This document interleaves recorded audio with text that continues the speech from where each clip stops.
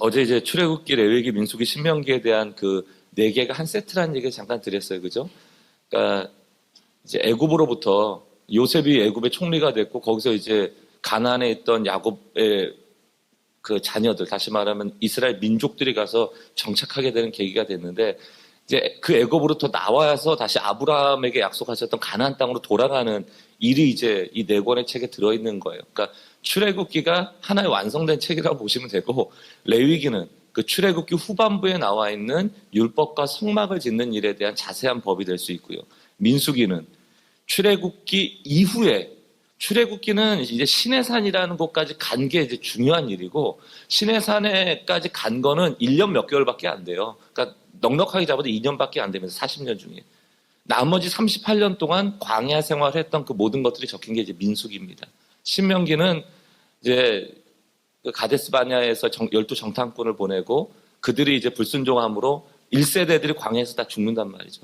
그럼 2세대들이 이제 가나안 땅으로 들어갈 때 모세가 이제 죽음을 앞두고 유언처럼 그 2세대에게 하나님이 출애굽기, 레위기, 민수기를 통해서 주신 그 율법에 대한 이야기, 너희가 순종해야 될 이야기들을 다시금 되새기는 이야기야. 대부분의 내용이 뭐겠어요? 너 가나안 땅 들어갔을 때 우상 섬기면 안 돼.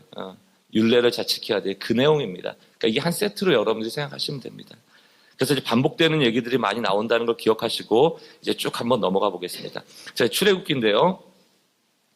자, 이제 출애굽기 1장부터 이제 6장까지는 정체성에 대한 얘기라고 보시면 돼요. 이제 누구냐에 대한 얘기가 많아요. 모세가 누구냐? 이스라엘은 누구냐? 하나님은 누구냐? 뭐 이제 이런 거예요. 이스라엘이 어떤 존재인지, 또 모세가 왜 나와야 됐는지, 그리고 모세를 부르신 하나님이 어떤 분인지 이거에 대해서 앞에 얘기하고 이제 이스라엘과 모세와 하나님이 합작품이 돼서 이제 출애굽하는 거예요. 자, 1장 8절부터 보세요. 8절부터 이제 14절까지 제가 읽어보겠습니다. 요셉을 알지 못하는 새 왕이 일어나 애굽을 다스렸더니 이제 여기가 문제의 시작이죠. 그 전까지는 요셉이 누구였어요? 바로의 총리였단 말이에요, 한 나라에. 그러니까 막강한 힘을 가지고 야곱의 백성들이 살아갈 수 있었는데 이제는 요셉을 알지 못하는 새로운 왕이 왔으니 이제 뭐 야곱의 백성이라 봐야 이방 민족인 거죠. 9절. 그가 그 백성에게 이르되 이 백성이 이스라엘 자손 그 백성에게 이르되 이 백성 이스라엘 자손이 우리보다 많고 강하도다. 자, 우리가 그들에게 대하여 지혜롭게 하자. 두렵건대 그들이 더 많게 되면 전쟁이 일어날 때 우리 대적과 합하여 우리와 싸우고 이 땅에서 나갈까 하노라. 감독들을 그들을 위해 세우고 그들에게 무거운 짐을 지어 괴롭게 하여 그들에게 바로를 위하여 굳고 성비동과 라한셉을 건축하게 아니라 그러나 학대를 받을수록 더욱 번성하여 퍼져가니 애굽 사람이 이스라엘 자손을 말미암아 근심하여 이스라엘 자손에게 일을 엄하게 시켜 어려운 노동으로 그들의 생활을 괴롭게 하니 곧 흙 이기기와 벽돌 굽기와 농사 여러 가지 일이라 그 시키는 일이 모두 엄하였더라. 이제 노예가 된 거예요. 애굽에 다시 종살이하게 되는 겁니다. 이스라엘이 숫자적으로 흥왕하니까 애굽의 왕이 그들을 이제 종으로 만들어가는 거죠. 대적할 수 없도록. 20절. 하나님이 그 산파들에게 은혜를 베푸시니 그 백성은 번성하고 매우 강해지니라. 산파라는 게 생명에 대한 얘기죠. 이스라엘의 힘든 속에서도 자꾸 번성하는 거예요. 그 21절. 그 산파들은 하나님을 경외하였으므로 하나님이 그들의 집안을 흥왕케 하신지라. 그러므로 바로가 그의 모든 백성들에게 명령하여 이르되 아들이 태어나거든 너희는 그를 나일강에 던지고 딸이거든 살려두라 하였더라. 이게 무슨 얘기입니까? 이제 이스라엘 아이를 낳는 산파들이 너무 아이들을 안 죽고 잘 낳는 거예요. 이제 과거에는 얼마나 사산하는 일들이 많았겠어요. 그러니까 이제 이스라엘 백성이 많아지는 거에 대해서 인구 정책을 쓰는 겁니다. 바로가 아들을 죽이라는 거죠. 이제 이 아들을 죽이는 이 아들 중에 죽어야 될 아들이 누구가 이제 등장하는 거예요. 모세가 등장하는 거예요. 이때 모세가 태어난 거예요. 2장 5절입니다. 마침 바로의 딸이 목욕하러 나일강으로 내려오니 시녀들은 나일강가를 거닐 때 그가 갈대 사이에 상자를 보고 시녀를 보내어 가져다가 열고 그 아기를 보니 아이가 우는지라 그가 그를 불쌍히 여겨 이르되 이는 히브리 사람의 아기로다. 아는 거예요. 자기 아빠가 바로가 남자아이를 버리라고 해서 이 버려진 아이가 나일강에 떠돌아다니고 있구나. 그걸 안 거죠. 10절입니다. 2장 10절. 그 아기가 자라매 바로의 딸에게로 데려가니 그가 그의 아들이 되니라. 그가 그의 이름을 모세라 하여 이르되 이는 내가 그를 물에서 건져내었음이라 하였더라. 모세가 여기서 등장하는 겁니다. 죽을 수밖에 없었던 인생을 하나님이 바로의 딸의 품에 안겨주시죠. 11절부터 15절 왕궁에서 이제 자라던 바로에게 어떤 일이 일어나는가. 모세가 장성한 후에 한 번은 자기 형제들에게 나가서 그들이 고되게 노동하는 것을 보더니 어떤 애굽 사람이 한 히브리 사람과 자기 형제를 치는 것을 본지라 좌우를 살펴 사람이 없음을 보고 그 애굽 사람을 쳐 죽여 모래 속에 감추니라. 이튿날 다시 나가니 두 히브리 사람이 서로 싸우는지라 그 잘못한 사람에게 이르되 내가 어찌하여 동포를 치느냐 하며 그가 이르되 누가 너를 우리를 다스린 자와 재판관으로 삼았느냐. 내가 애굽 사람을 죽인 것처럼 나도 죽이려냐. 모세가 두려워하여 이르는 일이 탈로 되었도다. 바로가 이 일을 듣고 모세를 죽이고자 하여 찾는지라. 모세가 바로의 낯을 피하여 미디안 땅에 머물며 하루는 우물 곁에 앉았더라. 이제 모세의 인생이 하루아침에 죽을 뻔한 인생이 되었다가 하루아침에 바로의 왕궁에 사는 왕자가 되었다가 또 하루아침에 미디안이라는 광야, 그것도 우물 옆에 앉아있는 신세가 된 거죠. 이제 뭐 자신의 인생에 있어서 얼마나 회의감이 들고 내가 이제 뭔가 미디안이라는 이제 광야라는 곳에서 또 하나님을 만나게 이제 되는 순간을 맞이하는 거예요. 미디안 광야, 우물 곁에 외롭게 버려진 인생. 3장입니다. 3장은 이제 쭉 이제 14절까지 이제 우리가 읽어갈 텐데요. 일단 1절부터 5절까지 우리가 교독해 보도록 하겠습니다. 제가 먼저 1절 읽습니다. 모세가 그의 장인 미디안 제사장 이드로의 양떼를 치더니 그떼를 광야 서쪽으로 인도하여 하나님의 산 호렙에 이름에 여호와의 사자가 떨기나무 가문대로부터 나오는 불꽃 안에서 그에게 나타나시니라. 그가 보니 떨기나무에 불이 붙었으나 그 떨기나무가 사라지지 않은지라. 이에 모세가 이르되 내가 돌이켜 가서 이 큰 광경을 보리라. 떨기나무가 어찌 타지 아니하는고 하니 그때에 여호와께서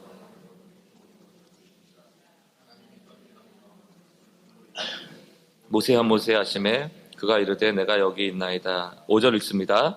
하나님이 이르시되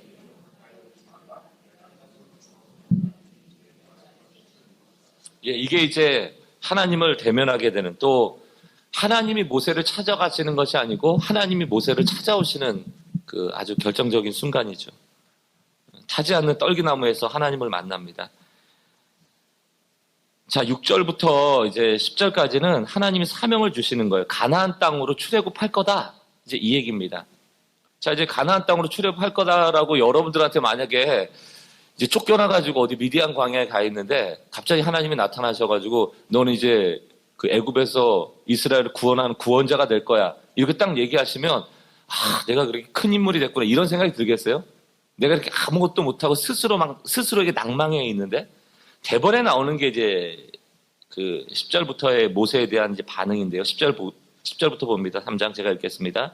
이제 내가 너를 바로에게 보내어 너에게 내 백성 이스라엘 자손을 애굽에서 인도하여 내게 하리라. 모세가 하나님께 아뢰되 뭐라고 얘기해요?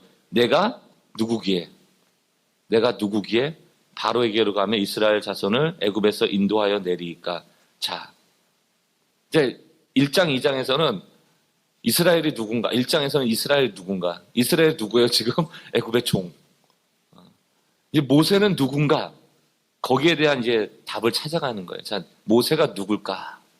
모세가 여기서 미디안 광야에서 할 일 없이 살아가는 이제 할아버지죠, 뭐. 아무것도 아니죠. 근데 하나님이 나타나셔서 그 할아버지한테, 아무 힘 없는 사람한테, 아무 존재감이 없던 사람에게 이스라엘이라는 한 나라를 구원하게 하는 소명을 주시는 거예요. 그러니까 모세도 뭐 황당할 수밖에 없죠. 12절 하나님이 이르시되 내가 반드시 너와 함께 있으리라. 내가 그 백성을 애굽에서 인도하여 낸 후에 너희가 이 산에서 하나님을 섬기리니 이것이 내가 너를 보낸 증거니라. 모세가 하나님께 아뢰되 내가 이스라엘 자손에게 가서 이르기를 너희 조상의 하나님이 나를 너희에게 보내셨다 하면 그들이 내게 묻기를 그의 이름이 무엇이냐 하리니 내가 무엇이라고 그들에게 말하리까. 14절 같이 읽습니다. 하나님이 모세에게 이르시되 나는 스스로 있는 자니라. 또 이르시되 너는 이스라엘 자손에게 이같이 이르기를 스스로 있는 자가 나를 너희에게 보내셨다 하라. 내가 누굽니까? 모세가 대답할 때 너가 누군가가 중요한 게 아니고 너를 보낸 하나님이 누군가가 중요한 거죠. 여기서 이제 처음으로 등장하는 이름이 나는 스스로 있는 자다. 이제 여호와라는 이름이죠. 여호와. 여호와라는 이름도 굉장히 뭐 여러 가지 의미를 갖고 있으니까 설명할 수 있는 것이 있죠. 나는 나다. 이제 이런 표현인데 나를 설명할 수 있는 원인이 없다는 뜻이에요. 우리는 모두 인과관계를 가지고 살아가거든요. 우리의 부모님이 있고 우리가 이렇게 된 이유가 있고 원인이 다 있어요. 우리가 잘못돼서 이렇게 살아가는 이유가 있고, 근데 하나님은 설명할 수가 없어요. 왜? 제1원인자거든요. 그러니까 원인을 유발하시는 분이지 무엇으로부터 오신 분이 아니거든요. 그래서 스스로 있다라고밖에 얘기를 할 수 없는 거죠. 우리 인생을 설명할 때 과거를 설명하는 거 아니에요? 여차저차 있다. 그래서 내가 이렇게 됐다. 근데 하나님은 그럴 수가 없는 거죠. 과거에도 계셨고 지금도 계시며 앞으로도 계실 분. 그러니까 나는 나다. 그게 이제 설명의 끝이에요. 4장으로 넘어가 보시면 하나님이 누구신지에 대한 2탄이 나와요. 자, 4장 1절. 모세가 대답하여 이르되 그러나 그들이 나를 믿지 아니하면 내 말을 듣지 아니하고 이르기를 여호와께서 내게 나타나지 아니하셨다 하리라. 자, 이게 무슨 얘기예요? 야, 너 애굽을 구원한다고 오더니 정치범이란 얘기예요, 결국은. 너 지금 애굽에서 너의 백성을 만들기 위해서 데리고 나가려고 하는 거 아니냐? 너 하나님의 명령을 들었다고 명분 삼아서 지금 출애굽시키려고 하는 거 아니냐? 너가 하나님을 알긴 뭘 알아? 이렇게 얘기하면 어떻게 하느냐? 라고 했더니 그 뒤에 두 가지 기적을 주죠. 하나는 뭡니까? 지팡이가 뱀이 되는 사건, 다음에 손을 넣었을 때 문둥병이 되는, 그랬다가 다시 낫는, 이런 기적을 통하여서 하나님이 어떤 존재인지를 이제 말씀하시는 거죠. 이적을 행하는 하나님. 두 번째, 하나님이 누구신가? 그는 이제 전능자라는 얘기예요. 능력이 있으시다라는 얘기를 하는 겁니다. 4장에서. 여러분들이 이스라엘이 누구인가 1장에서 지금 종된 백성, 모세는 누구인가? 무능한 인간. 그러나 구원을 출애굽해야 될 소명을 가진 어떤 소명자. 그러면 하나님은 누구신가? 첫 번째가 누구예요? 여호와. 두 번째는 전능한 하나님. 이 두 가지를 모세가 만나는 거예요. 그럼 출애굽은 누구를 통해서 되는 겁니까? 모세를 통해서 되지만 하나님이 하시는 거죠. 똑같은 원리. 우리가 어떻게 구원받았습니까? 내가 믿었지만 은혜로 구원받는 거죠. 세상을 어떻게 변화시킵니까? 내가 나가야 되는 것이지만 하나님이 함께 하셔야 되는 거죠. 모든 영적인 원리는 똑같아요. 여기서 모세에 대해서 배울 점을 찾기 시작하면 모세는 구원할 인물이 아니에요. 우리는 교회에서 이 중에서 가장 믿음이 뛰어난 사람 어떤 사람이 있다라고 치자고요. 그 사람을 통해서 교회가 움직여지는 게 아니에요. 그 사람이 하나의 작은 지팡이와 같은 존재지만 뱀이 되게 하시고 그 손을 문둥병이 되게 하시고 타버려야 될 그 말라버진 장작 같은 떨기나무를 계속 타오르게 하시는 분이 계시다는 거예요. 하나님이 계시다는 거예요. 구원의 그 중심에는 여호와라는 전능자가 있다는 것을 믿고 출애굽하는 것이지, 여기서 리더십 하나 가진 사람을 통해서 하나님이 일이 이루어지지 않는다는 것이 오늘 이 출애굽하는 이 앞에서 하나님이 우리에게 주시는 메시지예요. 그럼 이 현대를 살아가는 우리에게 교회는 누구 것이냐? 교회가 무엇이냐? 라고 물어볼 때 그 답은 하나님으로 시작되어지는 아마 답이 돼야 될 거예요. 그걸 우리에게 원하시는 거죠. 5장. 자, 이제, 네, 이제, 모세가 이제 바로 앞에 서는 겁니다. 얼마나 무서워서 도망갔어요. 근데 이제 다시 돌아온 거예요. 어떤 사람이 돌아온 겁니까? 그 애굽의 입장에서 보면 살인범이 돌아온 거죠. 사람 때려 죽이고 도망갔는데. 근데 갑자기 나타나서 뭐라고 그래요? 1절. 그 후에 모세와 아론이 바로에게 가서 이스라엘 하나님 여호와에게 이렇게 말씀하시기를 내 백성을 보내라. 그러면 그들이 광야에서 내 앞에 절기를 지킬 것이다 하셨나이다. 바로가 이르되 여호와가 누구기에 내가 그의 목소리를 듣고 이스라엘을 보내겠느냐. 나는 여호와를 알지 못하니 이스라엘을 보내지 아니하겠느니라. 당연한 거죠. 소명에는 고난이 따라요. 소명에는 어려움이 당연히 그걸 그럼 가라 그러겠습니까? 오히려 그 소명을 따라 바로에게 이야기하는 순간 9절의 결과가 오죠. 9절 같이 읽습니다. 시작. 그 사람들의 노동을 무겁게 함으로 수고롭게 하여 그들로 거짓말을 듣지 않게 하라. 모세가 나타나는 순간 이스라엘은 어떻게 되는 거예요? 소망이 넘쳐나 기쁨이 넘쳐나는 거예요? 아니죠. 그들의 노동이 더 힘들어지는 거죠.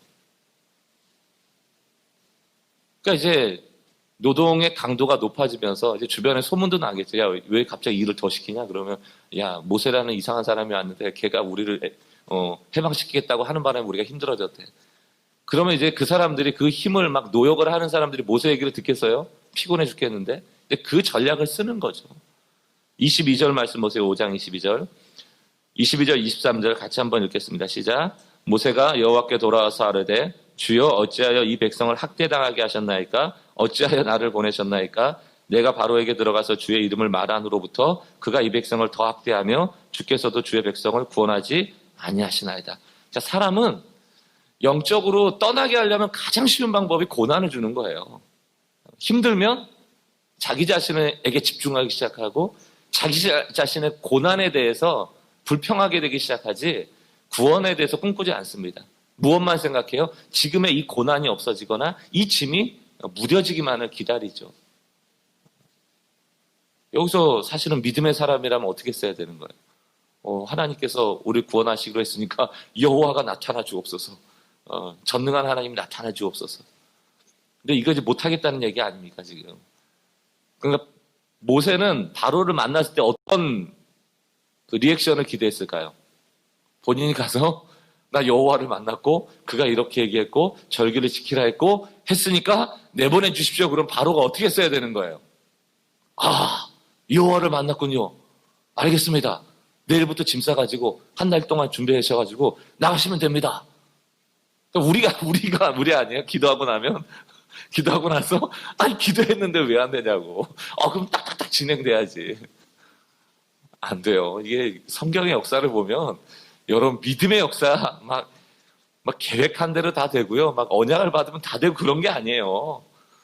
얼마나 많은 믿음의 시험들이 우리에게 주어지고 하나님의 역사의 기한들이 얼마나 오래 걸리는지 모릅니다.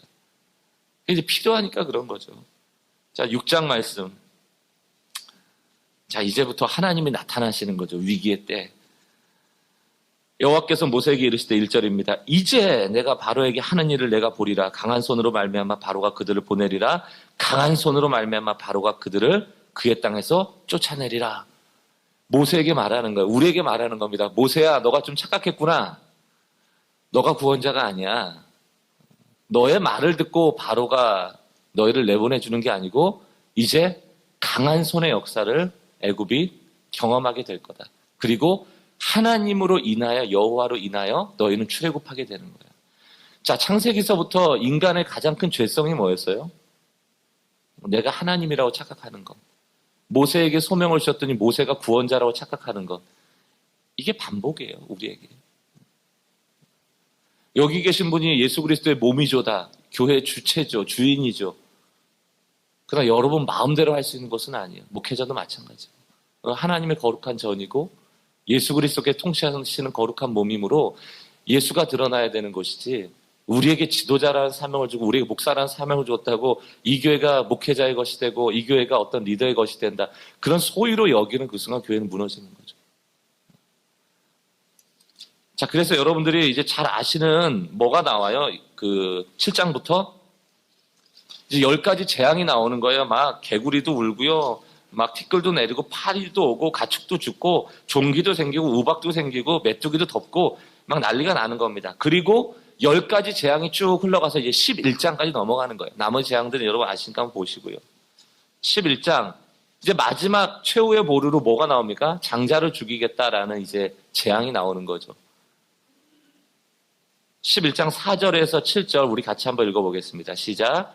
모세가 바로에게 이르되 여호와께서 이와 같이 말씀하시기를 밤중에 내가 애굽 가운데 들어가리니 애굽 땅에 있는 모든 처음 난 것은 왕위에 앉아 있는 바로의 장자로부터 맷돌 뒤에 있는 몸종의 장자와 모든 가축의 처음 난 것까지 죽으리니 애굽 온 땅에 전무후무한 큰 부르짖음이 있으리라.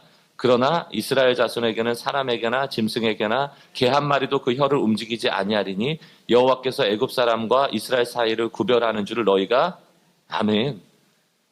구별. 이스라엘과 애굽의 구별. 이래서 거룩하다라는 단어가 여기서 나오는 거죠. 거룩해지는 것이, 구별되어지는 것이 모세의 공로를 가지고 이스라엘의 힘을 가지고 이루어지는 것이 아니고 하나님이 구별되게 하시는 거예요. 구별되게 하시는 거예요. 그러면 애굽과 이스라엘 백성을 구별되게 하심으로 죽음과 생명을 구별하게 하시는 그 구별됨의 증표가 뭐냐? 그게 유월절이죠. 그래서 12장이 나오는 거예요. 제가 3절부터 8절까지 좀 빨리 읽어보겠습니다. 너희는 이스라엘 온 회중에게 말하여 이르라. 이달 열흘에 너희 각자가 어린 양을 취할지니 각 가족대로 그 식구를 위하여 어린 양을 취하되 그 어린 양에 대하여 식구가 너무 적으면 그 집의 이웃과 함께 사람 수를 따라서 하나를 취하며 각 사람이 먹을 수 있는 분량에 따라 너희가 어린 양을 계산할 것이며 너희 어린 양을 흠없고 일련된 수컷으로 하되 양이나 염소 중에 취하고 이달 연 나흘까지 간직하였다가 해질 때 이스라엘 회중이 그 양을 잡고 그 피를 양을 먹을 집 좌우 문설주 임방에 바르고 그 밤에 고기를 불에 구워 무교병과 쓴 나물과 아울러 먹되 날 것으로 물에 삶아 먹지 말고 머리와 다리와 내장을 다 불에 구워 먹고 아침까지 남겨주지 말며 아침까지 남은 것 곧 불사르라.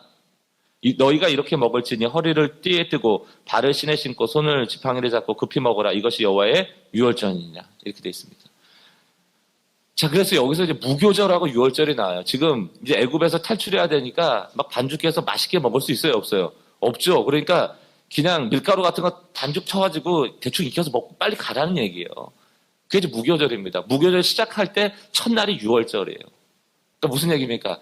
이제 장자를 치고 애굽의 장자는 다 죽고 그 다음에 이스라엘의 장자들은 그 어린 양의 피 때문에 구별됨을 통하여서 죽음의 사자가 너희를 뛰어넘어갈 텐데 이제 그러면 너희가 이제 무슨 준비를 하면 되는 거예요? 애굽에서부터 나갈 준비하는 거예요. 그래서 앞으로 레위기든 혹은 민수기 같은데 신명기 같은 데서 무교절이 나오고 유월절이 나오면 그건 다 뭘 기념하는 겁니까? 내가 애굽에서 탈출할 때를 기념하는 거예요. 그럼 여러분 나갈 때 천천히 짐 다 챙기고 가질 거 다 가지고 배불리 한 끼 먹고 이러고 나가는 거예요? 아니면 빨리 나가는 거예요? 빨리 나가는 거예요. 그게 이제 무교절이고 유월절입니다. 그럼 유월절이 우리가 기억할 때 뭘 기억해야 되는 거예요? 하나님이 우리를 구별되게 하셨다는 거죠. 구별되게 하셨다. 장자가 안 죽은 게 중요한 게 아니고 그것도 기쁘지만 하나님이 우리를 구별되게 하셨다. 그래서 14절 보니까 12장 14절 너희는 이날을 기념하여 여호와의 절기를 삼아 영원한 규례대로 대대로 지킬지니라. 그래서 나중에 이스라엘이 왕국이 되고 왕정 정치를 하고 분열 왕국이 됐을 때 대부분 어떤 그 영적인 갱신이 일어나고 영적인 부흥이 일어났을 때 유월절을 회복할 때가 많습니다. 그리고 이스라엘 백성이 하나님을 버렸을 때 유월절을 까먹고 있을 때가 많아요. 유월절이 굉장히 중요한 징표예요. 예수님의 사역도 마테마가 누가복음을 보면서 유월절의 절기대로 구분하는 그런 구분법이 있을 정도로 유월절이라는 것은 이 구원의 중요한 징표예요. 앞으로. 그래서 이제 그 뒷부분은 무교절에 대해서 유월절에 대해서 계속 설명을 하고요. 12장 29절 30절 보세요. 같이 읽습니다. 12장 29절 30절 시작.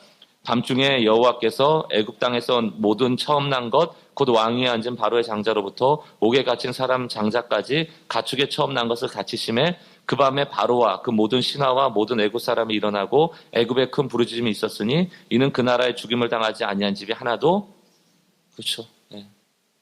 이게 이제 하나님의 마지막 경고였죠. 그리고 나서 이제 바로가 어떻게 했겠어요? 내보낸 거죠. 애굽에서 떠납니다.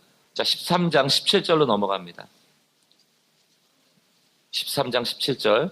이제 우리가 이제 광야 생활하면서 알아야 될 용어 중에 하나가 이제 구름기둥과 불기둥이에요. 17절, 18절 우리 같이 읽겠습니다. 시작.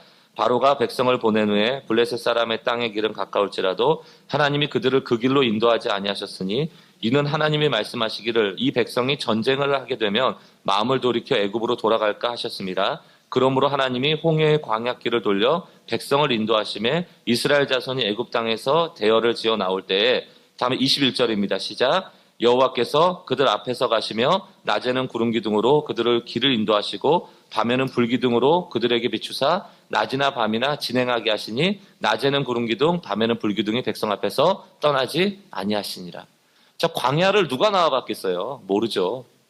어디로 가야 될지 그 노예 생활하는 동안 그 뭐 누가 알겠습니까? 400년 동안 종사를 하던 백성인데 그때 하나님이 낮에는 구름기둥으로 밤에는 불기둥으로 그 백성 앞에서 인도하시는 거예요. 근데 오늘 처음 나와서 하나님의 인도하시는 배려가 있죠. 그게 뭡니까? 가까운 땅이더라도 그 안에는 이미 블레셋 민족이 있기 때문에 전쟁을 하면서 가야 되는데 아직은 전쟁할 만하다 안 하다 안 하니까 돌려보내는 거예요.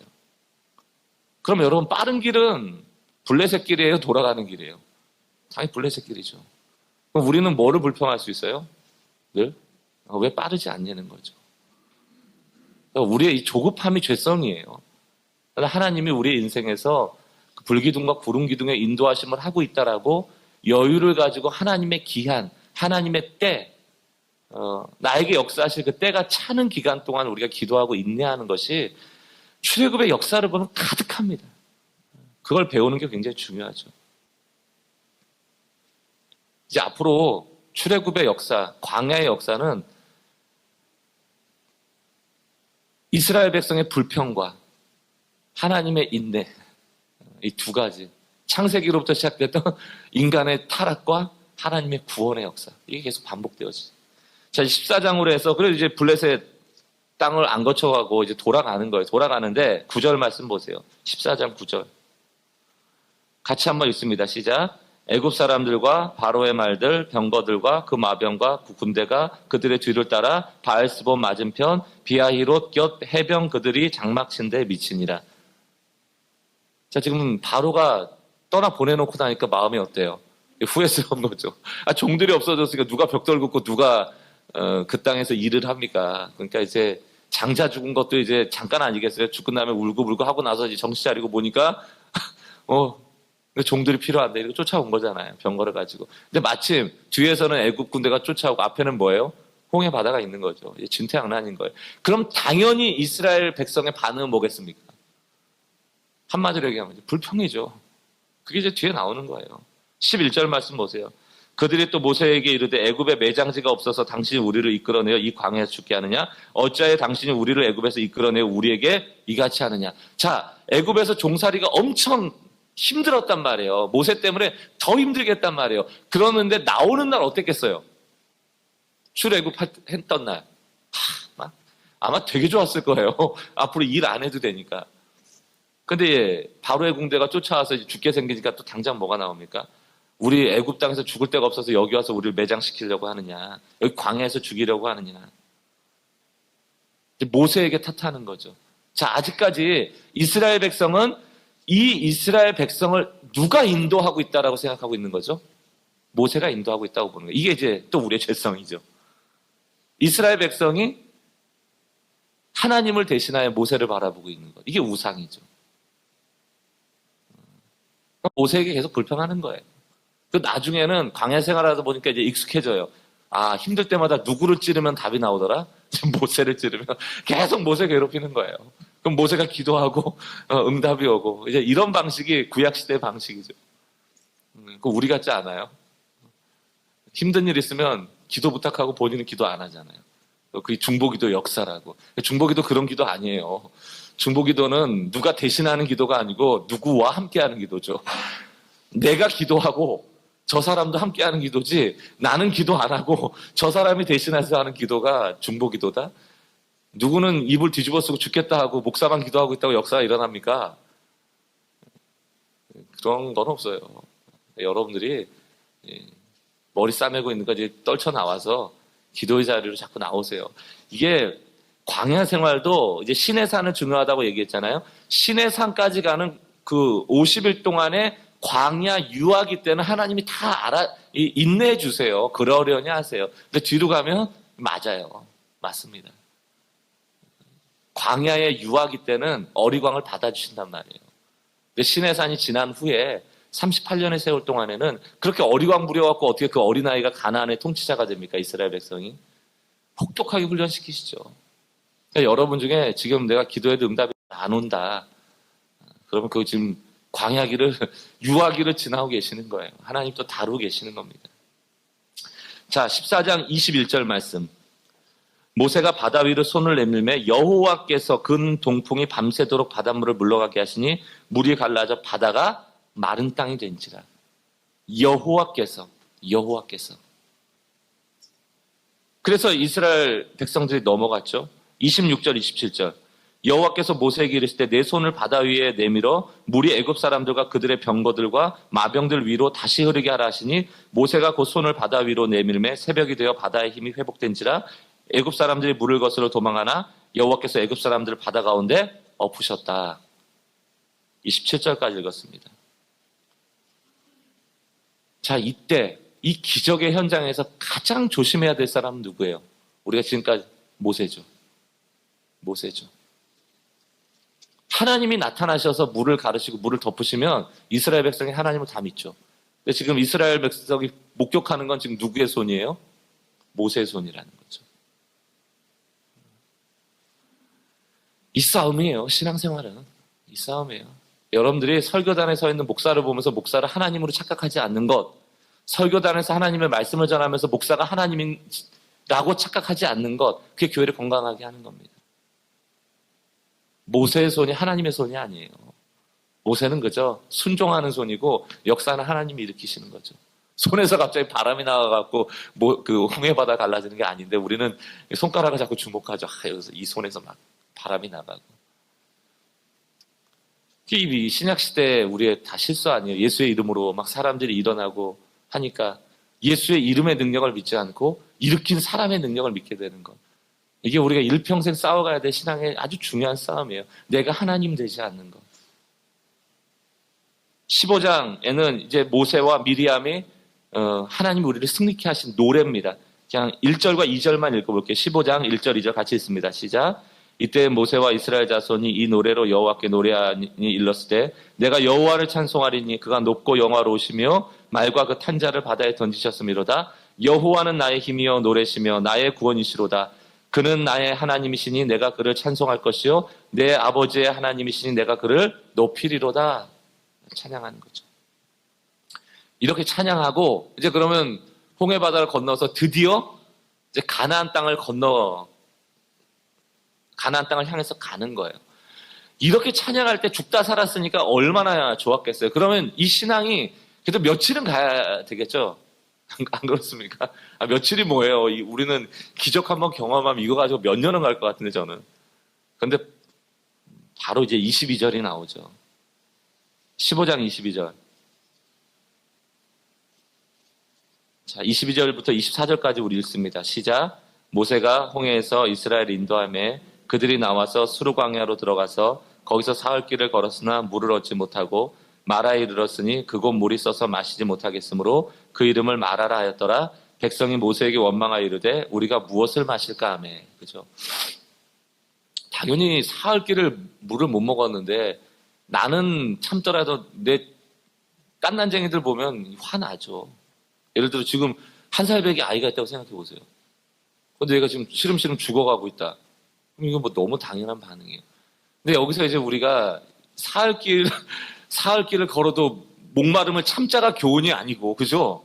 사흘 길을 걸으면서 우리가 목말라도 불평하지 말자. 그게 교훈이 아니고, 지금 누구에게 원망하고 있는 거죠.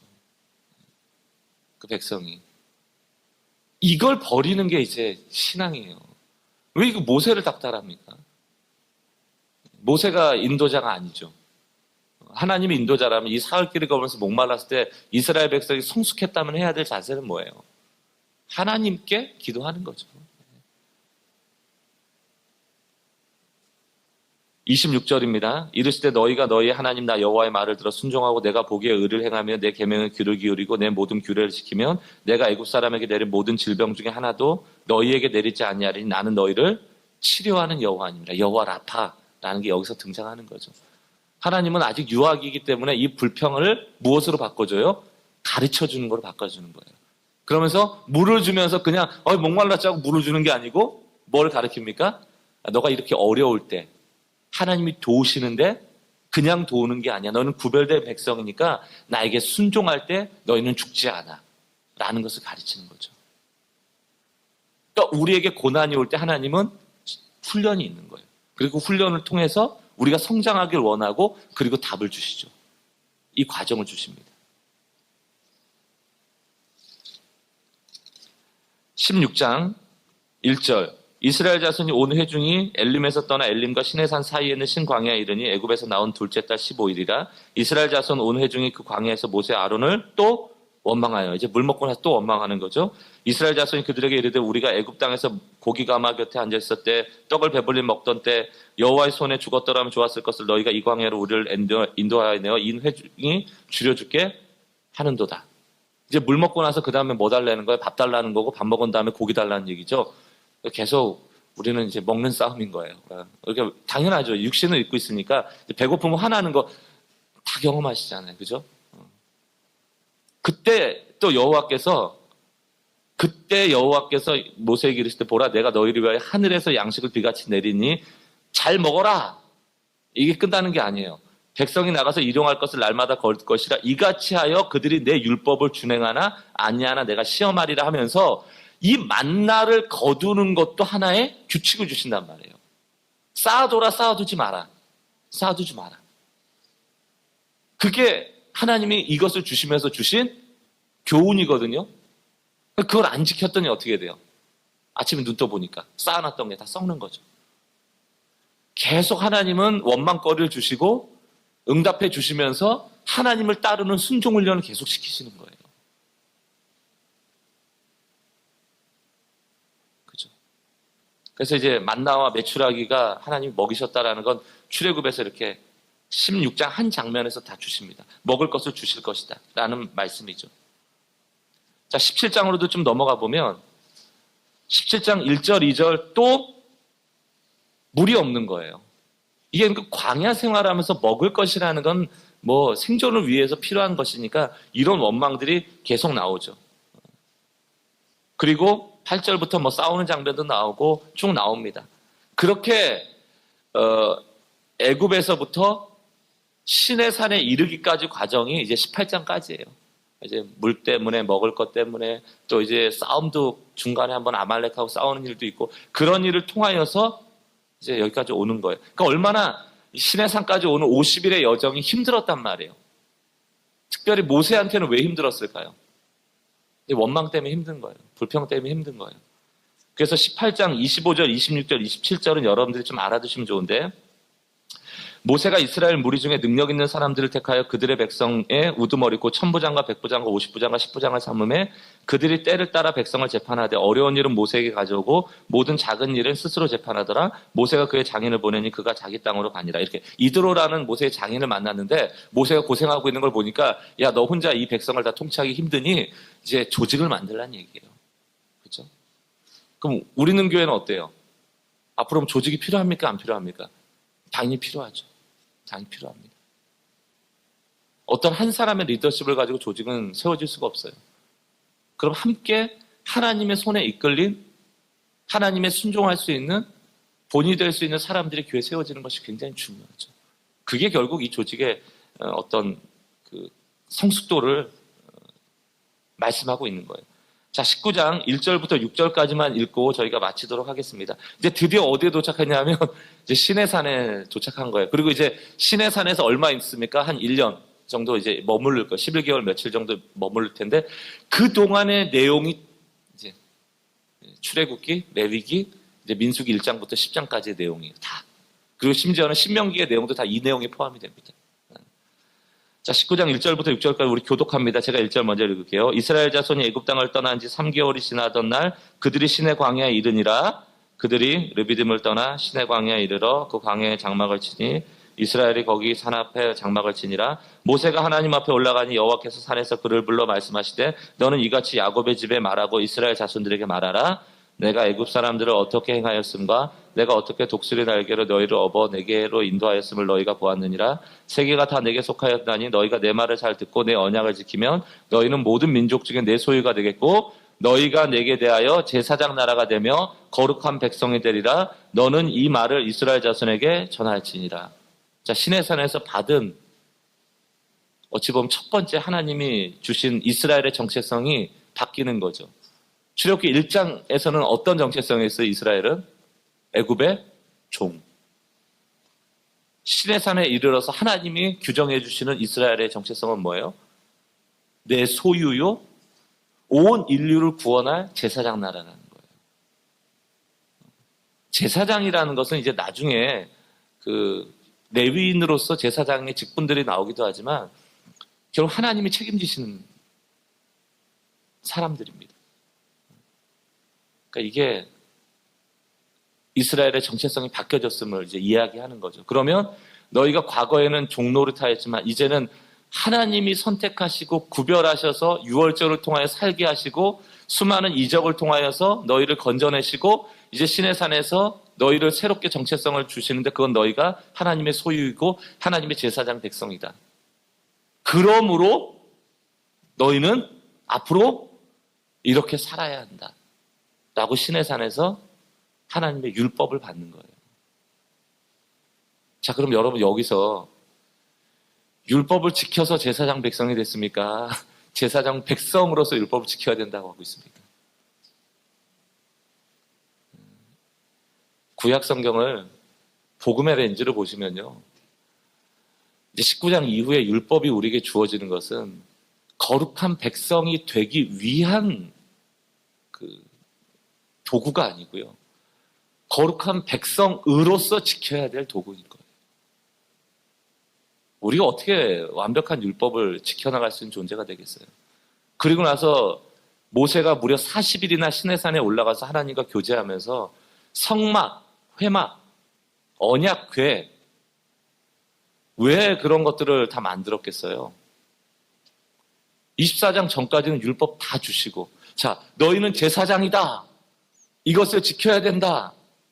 못 지키면 제사 지내라. 이게 구조예요. 성막이 없었으면 우리는 뭐 이제 그대로 심판이죠. 앞에 이 정체성의 선언이 없었으면 너희가 하는 거 봐서 내가 너희를 죽이기도 하고 살리기도 할 거야 라고 했으면 아마 우리는 굉장히 두려움 속에서 하나님을 섬겨야 될 것이고 기계적이고 하나님과의 관계는 온데간데 없이 그저 종과 주인의 관계 속에서 살아가야 됐을 겁니다. 그렇다면 뭐하러 애굽에서 나왔겠어요? 거기서 살아도 애굽의 종이고 나와도 하나님의 종인데. 그죠? 하나님이 우리를 택하실 때는 우리를 자유케 하시려고 택한 것이지 우리를 종으로 삼겠다고 택하신 것은 아니거든요.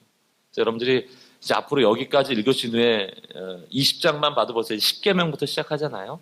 사실은 이제 출애굽기는 10계명 읽고 다음에 24장 가서 성막 읽고 뒤에 가서 이제 성막을 봉헌하는 거 읽고 이제 3장만 읽으면 사실은 끝이에요.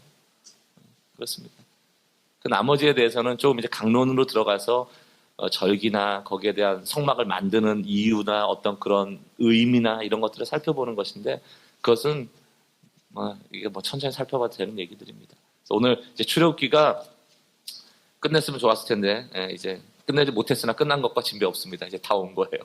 이제 이스라엘의 정체성이 회복된 것을 이제 우리가 알았으니까. 그리고 나서는 살아가면 되는 거고. 근데 민수기 후반부에 가면 이제 못 사니까요. 끊임없이 이제 불평하는 그 광야의 생활. 그러나 여러분들 지난번에 제가 에레미야 설교할 때도 한번 말씀드렸지만 에레미야서에 딱 가서 보니까 하나님이 언제를 추억하고 계세요? 나 그 광야 때 너무 좋았어. 너희랑 광야를 38년 지지고 못 갔을 때 너무 좋았어. 그 하나님이 출애굽할 그때 그렇게 지지고 못 갔던 시간들을 기억하고 그때로 좋았다 여기시는 거. 왜 좋았을까요? 이스라엘의 큰 전체 역사를 봤을 때는 그 출애굽했던 이 광야의 때가 유학이었거든요. 그래도 하나님밖에 바라보지 못하였을 때였거든요. 그 시간이 지나니까 가나안 땅에서 먹고 살만해지니까 대번에 뭐가 나와요? 이제 내가 하나님이 되고 하나님을 대신할 수 있는 우상들을 만들어내고 결국 마음에서 하나님을 몰아내버리는 그런 심각한 상황에 이르게 되죠. 오늘 우리가 하루를 살아갈 때 여러분이 누구신가에 대한 정체성을 발견하시며 살아갔으면 좋겠어요. 또 하나님이 누구신가? 내 인생을 누가 이끌고 있는가? 그것은 바로 여호와이시고 또 막대기를 뱀으로 만들고 이 손에 멀쩡한 손을 문둥병을 줄 수 있고 또 그것을 치료할 수 있는 전능자가 나의 하나님이시구나. 내 인생을 구름기둥과 불기둥에 이끌고 있구나를 좀 분명하게 아셨으면 좋겠어요. 거기다 우리는 약속의 성취를 통하여서 예수를 믿게 된 사람들이에요. 이 율법의 완성을 경험한 사람들이에요. 이 구약의 사람들하고는 또 다른 차원의 사람들입니다. 그림자를 맛본 사람과 실제 본편을 본 사람은 너무 다르죠. 여러분들이 하나님을 아버지를 여기고 우리를 자녀 삼아주신 이 복된 정체성을 가지고 또 순간순간마다 우리를 이끌어 가시는 그 하나님의 은혜를 가지고 오늘 이 주신 한 날 승리하시길 바랍니다. 미래 누릴 날만 기다리고 있지 마시고요. 오늘을 즐기세요. 유시민 작가가 그 얘기 하더라고요. 오늘의 하루가 15년 후의 하루가 뭐가 다르냐. 참 그분이 말을 참 잘하시는 것 같아요. 여러분 15년 후에 그 하루 24시간과 오늘의 24시간이 뭐가 다르겠어요? 똑같은 하나님이 우리의 삶을 주관하고 그 하나님의 자녀란 정체성은 조금도 달라지지 않을 거예요. 오늘 하루 어떤 어려움이 있으신지 모르겠지만 오늘 이 출애굽기 주신 우리의 정체성을 다시금 회복하시면서 하나님 의지하고 또 인도함 받고 살아가는 여러분 되시길 주의 이름을 축원합니다. 우리 같이 한번 기도하겠습니다.